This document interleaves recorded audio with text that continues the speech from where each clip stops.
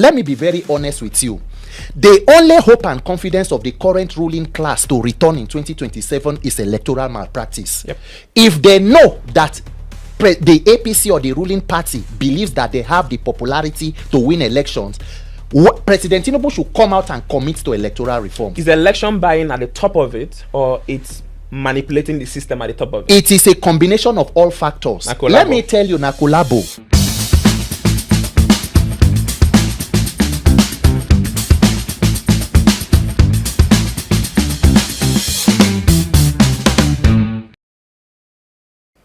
Hi everyone, welcome to Civic Room with Menkiti, where we have conversations not just about politics, but about democratic governance, about accountability, and the reason our democracy must survive. With me in the studio today is someone whose voice has been very loud about these issues. The one and only Peter for Nigeria. Welcome, Peter. Thank you very much. Pleasure being with you, bro. So, I mean, Nigerians are crying out very loudly, not just about election results, but about the structure. Yes.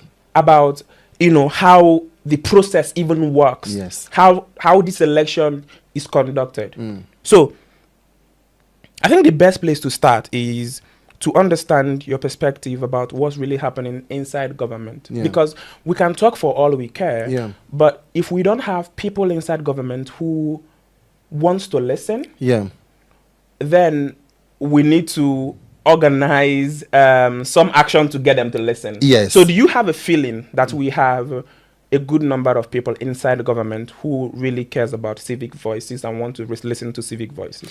The idea or the tragedy will be trying to even understand whether people should listen or why they are not listening.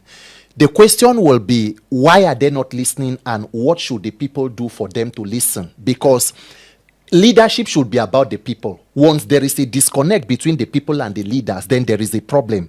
So for us to have had a system where we have people in government who are not ready to listen, there is a problem.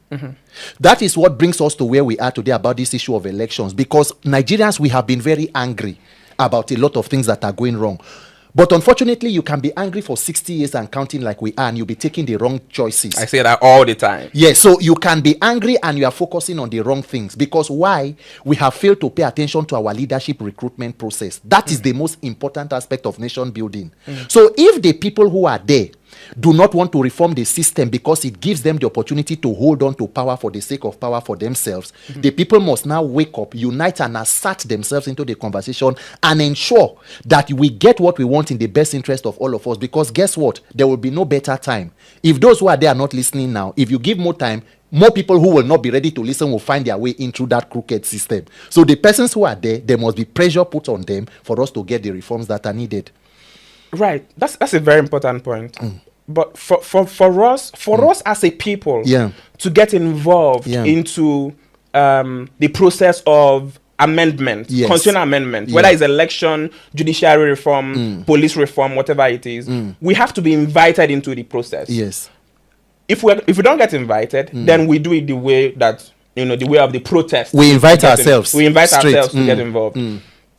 But isn't that concerning when you have a people who are not even interested in inviting citizens at all? It is not only alarming, it is a deliberate attempt.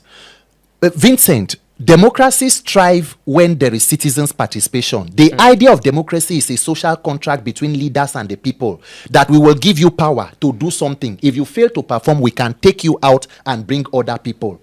What we have today is the democratization of disenfranchisement, politics without the people, because they know that whether you vote or not, INEC can cook up results and announce a candidate. So if you allow that system to continue to stay, the people will continue to suffer.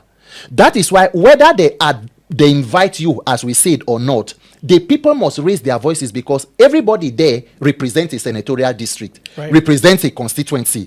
So now, and those people come back during campaigns, or they come back at one point or the other, it is for us from the grassroots to mobilize and impress on everybody. Look, if you want to carry out electoral reforms in Nigeria today, you don't even need the people to be there. There are sufficient documents. Mr. Menkiti, INEC said there was a glitch in 2023. Right. Do we know what caused the glitch? How should we not have further glitches moving forward? Why is nobody talking about that 2 years plus down that election? That is the mischief we are talking about. So because they are trying to be intelligent by half, the people must also rise up and decide to be. Look, policies are just promises. Yes. You know, as long as I'm concerned, public policies are just promises, and promises don't get you the reforms that you need. Yes. So when we have a situation where the upload of results to the IREV was a promise, it was not in the law, right? Isn't that part of the issue, that we need to have a situation where we have where we have a law that guides the electoral process, and not just what the INEC tells us that they are going to do? This question is very, very apt and important, because that is the mischief and the very precarious situation we find ourselves. Electronic transmission of results was mentioned in the Electoral Act, but there is high-level mischief on the part of politicians and government. And that is why the issue of elections in Nigeria has taken a multifaceted approach. There is a judicial part of it. Section 60 subsection 5 talks about the presiding officer will transmit the results in a way and manner as prescribed by INEC. Now, did INEC prescribe a way? Yes. Paragraph 38 of the INEC guidelines talks clearly about electronic transmission of results. Professor Mahmood Yakubu and his head of INEC voter education, Barrister Festus Okoye, traveled around the country telling Nigerians more than 100 times about why IREV was the game changer in that election. So, but when it happened and it went to the judiciary said it is not an omission to the Electoral Act. So even when INEC set guidelines for themselves, which are a sub-law of the Electoral Act, the judiciary did not see any need to hold them to their own standards. So there is a judicial technicality part of it, and there is an INEC part of it. So now everybody needs to focus on amending the necessary loopholes so that what is on the guidelines reflects on the Electoral Act, and also the part of the Constitution that needs to be amended to supporting it, to ensure that electronic technology becomes part of the law, and then that server is protected in a whatever is a national or bipartisan basis, devoid of human interference. That is what Nigerians we have been asking for. That is what even our petition to the National Assembly talks about. But the National Assembly and politicians somehow, including INEC, are no longer mentioning electronic technology in the use of election, which was brought by after Professor Jega, the same Professor Mahmood, in an INEC position paper he wrote talking about technology. So I mean, let's slow down a little bit and then ask ourselves the question of, is INEC's independence a question?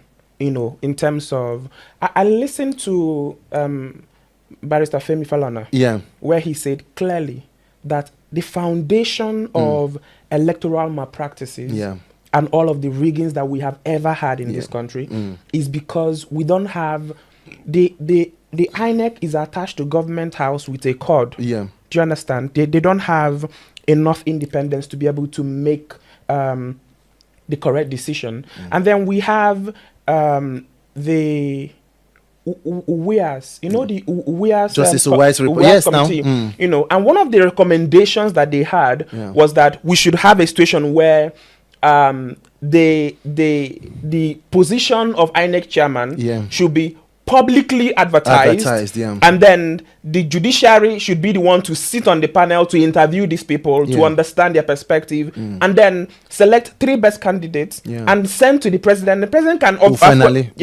pick one person amongst it. Why hasn't this been visited by any government, including Goodluck Jonathan? He never visited it. He never tried to implement it. Vincent, as beautiful as this may be and sound, let me be honest with you that the problem of elections is not just about laws. Good laws are as good as the people who implement them. We have a human issue and a human perspective. Part of our recommendations to National Assembly is also the appointment of the INEC chairman, not being the sole responsibility of the president. But let us be honest, between you and I, the best of man is man. Anybody can decide to be anything. Even if anybody decides to recommend the INEC chairman, or if you put it open for election, it will become another issue of electoral malpractice. It can. It can. And if the person goes there, who releases the funds to running the institution? It is still government. So anybody can decide to say, I will pick the INEC chairman, and then the person who is providing the funds or resources will say, we will frustrate you until you bend to or dance to our tune. That is why the issue of technology became important, to reduce human interference as much as possible. Where from the INEC situation room, from the polling unit, all stakeholders, including political parties, have people involved. From voter registration as it is going on now, sanitizing the INEC voter register, to the transmission of those results. It was even suggested during their own INEC meeting on using bank technology, when it was now noticed that allegedly these beavers machines were also becoming equipments of criminality, to use immovable electronic devices. It is used in DRC. Places like Senegal. In Ghana, while the results are coming from the polling units, even radio stations call accurate results as are coming in through the electronic. From the polling units? Yes, from the polling units. Before the final collation, whoever that has lost knows and will even call the winner to congratulate. Some will say that it's a smaller country than Nigeria. So Nigeria, who is a bigger country, is it not a shame that we are not supposed to be a model to other democracies? We are not talking about innovating, adopting existing innovation. Ghana had independence 3 years or so before Nigeria. So we are the giant of Africa on electoral malpractice and rigging, and we cannot conduct a credible process. The words of some election observers in 2023, they said what they came to witness here was a crime watch. Imagine leadership that comes through a process that is criminality. How do you expect the country to move forward? There's no legitimacy. There is no legitimacy. Yeah. Elections do not only give governance, they give legitimacy to government. Yeah. If we fail to fix this issue of election, we'll be going around in circle. That is why a government will come in 2023, and less than a year into office, you begin campaign for the next election. So in Nigeria, there is no governance. It is politicking. Politicking, yeah. So that is the tragedy of Nigeria. If you fail to hold them accountable, they are back for another 4 years. You continue the lamentation. So there is a human aspect of this INEC where good people are supposed to stand up, but as much as we can, we must try to balance it up, plug the loopholes in the law where necessary, and then mobilize to protect votes, because there is also the part of vote buying. You saw it during the by-election. In some places, vote buying has gone as high as 20,000. It is a mess we are in. I mean, and you know, Yaga released a report. Yeah. Where they say that 2027 is going to be the most monetized elections ever. Yes. You know, given the way that this government is actually moving money, right? What is your response to that in respect of the fact that we are going to have new voters in 2027? Yes. Right? 60% of Nigerian voters, or maybe just a little bit under that, are young people. But then in 2019, we had about 40% of registered voters, you know, voting in the election. Yeah. In the last election, it was about 27%, right? So we have higher number of registration, but lower number of actually people who go to vote, right? Is it that people are losing confidence in the system, or voter apathy is spreading amongst young people? It is not even just a matter of whether people are beginning to lose confidence. Nigeria do not believe in that process we call elections, those events we hold every year now and then. According to the INEC data in 2023, about 93 million people registered to vote. Right. 87 million plus went to receive PVCs. Right. Less than 30 million people came out to vote. Yeah. Why did more than 50 million people go through the stress of registering, collecting PVC, and refusing to come out to vote? Is it that their votes were not counted in the system, or they didn't actually come out? I mean, from the INEC record, 50 million people above stayed away from the elections completely. Right. So the question is, in fact, more people came out to vote in elections that brought Shagari in 1979 than are coming to vote for a president than are coming out in 2023 to vote in Nigeria's election. Right. Because we have seen how progressively the elections are becoming more of a criminal event. And talking about what Yaga talked about, look, let me be very honest with you. The only hope and confidence of the current ruling class to return in 2027 is electoral malpractice. Yep. If they know that the APC or the ruling party believes that they have the popularity to win elections, President Tinubu should come out and commit to electoral reform. Is the election buying at the top of it, or it's manipulating the system at the top of it? It is a combination of all factors. Let me tell you, Nakolabo. Do you know that the chairman Senate Committee on INEC used to be Senator Sharafaddin Abiodun Ali from Oyo South Senatorial District? He was taken out of them when they started this issue of INEC electoral reform and all, and replaced with guess who? Yours truly, Senator Simon Bakola Long, the former governor of Plateau State, who, by the way, incidentally, is the former DG of Tinubu's campaign in 2023. So while people are talking, including the late President Yar'Adua admitted that the elections that brought us are flawed. We want to improve on them. Unfortunately, he passed. Jonathan took it a step further and signed the 2010 or 2011 Electoral Act.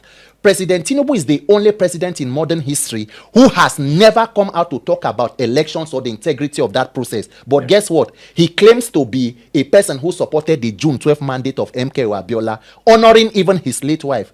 Mr. Vincent, what was the foundation of June 12th? Free and fair elections. Right. When we did not even have this level of technology. So more than 30 years ago, Nigerians were able to elect a leader in a process that was seen to be seemingly free and fair. 30 years later, we cannot be able to organize an election, and the president cannot come out and say, I commit that one man, one vote, and the vote of the people will count. If you see that kind of mischief, the people must wake up and insist that our vote must count.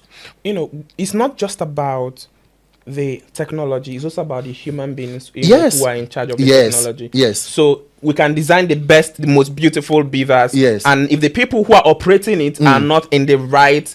if they are compromised, right. Yes, we are in trouble. If a lot happens. If you go and look at the salary structure of INEC staff, there is a lot that is going on. True. How much are their salaries? How much are they paid? True. There are allegations that sometime now, even if you visit the IT department of INEC right now, there could be no electricity to power the office. So it is a lot that is going on. The head of the INEC IT department, he was moved before that election to go and head the admin department in Enugu, and somebody from planning or monitoring was moved to the IT department. What have they come out to say? If we spend more than 300 billion on a process and it fails, when we say electronic technology was the game changer, where is the value for money? The normal thing, the money. easiest thing should be, let there be an inquiry to why this thing didn't work.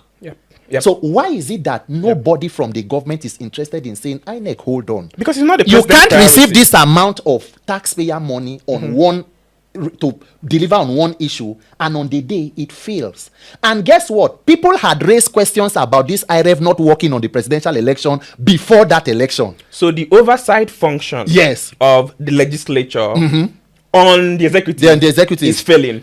It's not about it failing. Doesn't exist. Today in Nigeria, the National Assembly is almost the APC town hall. It is an extension of the presidency. Right. When you see a president go into the National Assembly and he's greeted with their political mantra, on their mandate they shall fall, that shows you that it is a captured assembly where legislative leaders wait to take instructions from the executive. There are no checks and balances. There are the whims and caprices of people in the presidency calling the shots. So increase the budget for them. They can send prayer points and money into their email and account numbers. Nobody will do anything. Allegations of budget padding. That is why you can approve a state of emergency that you are supposed to do with 2/3 majority using a voice vote. A thing as important as declaring a state of emergency. So Nigeria is almost a completely captured state. Who are the victims? Ordinary Nigerians. What are they doing about it? That should be the question. Because the more time you spend wasting, the more they consolidate on the power. By 2027, Nigerians must decide that we need to liberate ourselves. That is the only solution. In election terms, 2027 is tomorrow morning. Yes. And young people are listening to you and they're wondering, the system is failing. Yeah. The politicians, the government is not interested. What do we do? How do we start? Where do we even begin to challenge a system that is now even using poverty as a weapon against the people? What we must know is that as human beings, we must never give up or lose hope. Because the fact that you refuse to pay attention, there are many reasons why you may not want to be interested in what is called the Nigerian conversation. But the fact that you decide not to pay attention, you can still be a victim of a system you fail to pay attention to. True. Nigeria can happen to you whether or not you vote or you do not vote. Your own could be, God forbid, a stray bullet. a trailer that has failed brake, or there is no roadworthiness. It can be that you are even taken to the hospital and there is no oxygen. It can be that the doctor there is stressed because he's working multiple shifts in other hospitals. Nigeria is happening to us daily. Now, the question is, what are we focusing and paying attention to? As we started earlier, we can be angry and take the wrong decisions. True. Anger is not a plan. That you are dissatisfied with government is not a strategy. We must focus on that system that gives them opportunity to come back to government. The bad leadership, your recruitment process, we must be involved.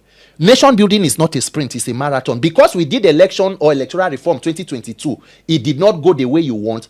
It is natural for you to be frustrated and disappointed, but you must encourage yourself, because victimhood is still at the doorstep of a lot of people. People who died during NSAS protests, they would think that they were martyrs. They would think, say, the country go down good.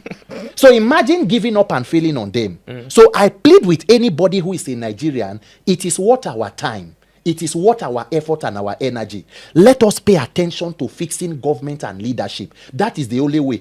It will be tough, but it is always impossible until it is done. The major thing you need to know is that we are being afraid of a people who are afraid of us. How many are the people holding Nigeria hostage? Calculate the entire political class as against how many million people. So we must make 2027 the people's opposition. It is people, evil leadership against a people who have endured bad governance for years.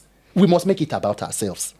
When I speak with leaders in the civil society sector, what I understand is that the NSAS, 2010, 20, yes, it's part of the reasons why young people feel like, okay, we go to the street and then we get killed again. Yeah.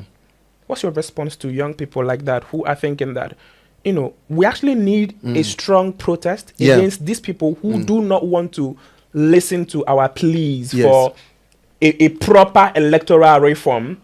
What is your response to them if they are scared about the repeat of 2010-20? Because Nigerian leaders always know how to be mischievous and bring about double standards, let us be very clear that we are peaceful Nigerians. But we believe that the right to peaceful assembly and protest is a fundamental democratic right, and we as Nigerians must exercise that right to make our points heard. For a person who is concerned about what happened in 2020 as NSAS, where people were killed, do you know that because your family member was killed from NSAS, maybe bullets, it does not mean you too cannot die from Nigeria's problem? Absolutely. So it is not an issue of something happened, so we decide to look the other way. When there is a protest where even arms are being faced at the people, and the people are determined that we want to change what is, including law enforcement, they know that they too are victims of bad government. How much is the salary of police? The army who is carrying gun to shoot you, how much is your pension at the end of 35 years? What they give you as gratuity is not what they even pay somebody as furniture or sitting allowance for 1 month. It's true. In the legislative arm of government. True. So all of us are victims. Is because you are wearing uniform and you are carrying gun. And if Nigerian politicians continue to overplay their hand, they risk pushing the people to a point. You saw what happened in Nepal. It happened in Sri Lanka. All of these are when people have accumulated so much of bad leadership, and then people begin to resort to self-help. Nigeria is worth our time. Nigeria needs to be peaceful, but the people should not be taken for granted as animals or being cowardized. We must exercise our strength to get the governance and leadership that we deserve.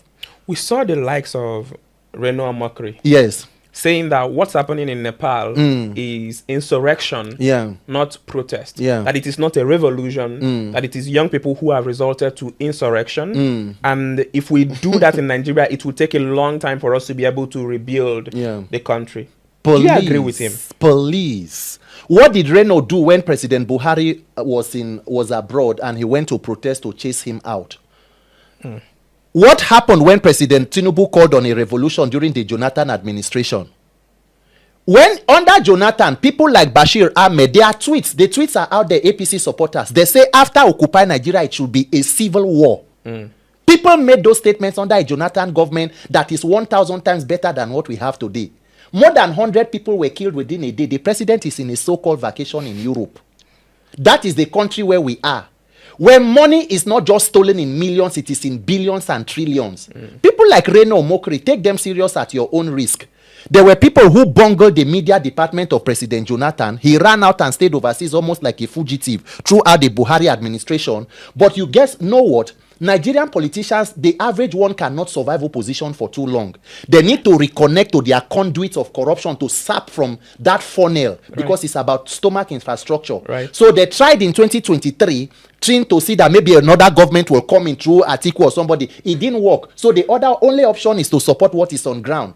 Do you know that Reno Omokri is the only Nigerian who visited Chicago State University to confirm that according to him, Tinubu is a known drug lord? True. Are you aware of that? I'm aware. So at what time did Tinubu become the best thing after sliced bread to Reno Omokri? Please. You will see a person like Reno who is ready to spit Nigerians across ethnic and religious lines. Divisive characters that should be thoroughly ashamed of themselves. This country needs good leadership. Nigerians are not violent people, but we are not cowards, and we must insist that we get good leadership in this country. I'll give you a chance to respond to the distractions going on social media. Yeah. There's a lot of distractions. Yeah. And I don't think that we should be calling names, but, Yeah. but we know that there are influencers who are either directly paid by the government Yeah. or are, channeling their socials in a way that it aligns with the government of the day. Yeah. And in turn, it confuses young people. Yeah. A typical example, to be honest, is what Deji is doing right now. Yeah. What's your response to that? Look, everybody should know that a bad system is a blessing to certain people. People who benefit from a corrupt and criminal system are not interested in that system changing. What you are calling bad government is a testimony to another person. If you allow what is going on social media and distractions to take your time, when you leave social media, you will encounter real life. Nigerians are going through real life problems. Law enforcement issues. People are being extorted and detained. People are in prisons today that for offenses they may know nothing about. Some even think, their families think maybe they are abroad. Some have died and have been taken by insecurity. Sure. So we must continue to put the spotlight out there to say these are the real issues. Gradually, Nigerians who are not paying attention will know that we need to talk about our own lives. And some of all these engagement and talks may not help us in the long run. For a person like Deji, I do not want a situation where a person becomes an alarmist. You make people to completely give up. What is the solution you are proffering? This is bad, that is bad. What should we do? We cannot be a hopeless people now. So if you are criticizing the government and the opposition who is trying to bring change or make change in their own way, you are also criticizing them. So you are the opposition of the opposition. You wake up tomorrow, you talk for 30 minutes against Tinubu, you talk for 3 hours against Obi. Is Obi the president of Nigeria? What office is he holding since he left as governor in 2014? So we must be focused on fixing the governance and the issues we have at hand and not involved in this kind of frivolities or malicious name calling. Thank you so much, Peter, for Nigeria. It's been a pleasure having Peter in the studio. So stay organized, stay focused, stay engaged. This is Civic Room with Menkiti. I'll see you in the next episode.